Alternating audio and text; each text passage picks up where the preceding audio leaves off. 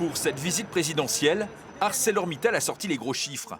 500 millions d'euros déjà investis ici à Mardic, sur cette nouvelle chaîne de production d'acier destinée aux moteurs électriques. Mais l'annonce du jour pour les 4000 salariés des sites dunkerquois, c'est ce futur four à arc électrique qui sera mis en service en 2029. Un investissement d'1,3 milliard d'euros dont se félicite Emmanuel Macron.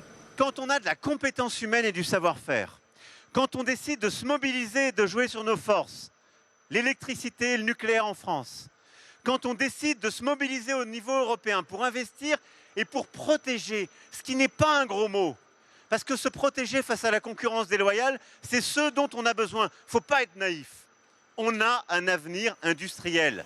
Chez ArcelorMittal à Dunkerque, 2 hauts fourneaux produisent aujourd'hui de l'acier, fort émetteur en CO2. Le nouveau four électrique remplacera l'un d'entre eux.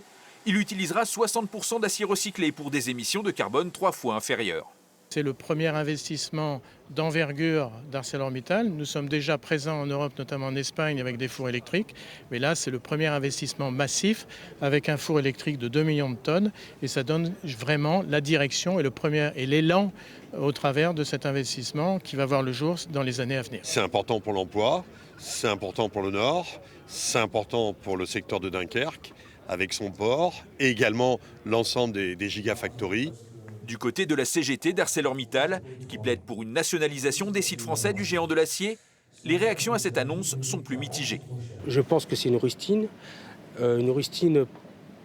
parce qu'on met la pression depuis bientôt 2 ans, parce que ça fait 2 ans qu'on se bat comme des chiens, comme des acharnés pour sauver l'acier français.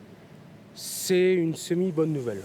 Depuis le printemps dernier, ArcelorMittal a annoncé plusieurs plans sociaux en France, avec la suppression de 88 emplois sur les sites dunkerquois.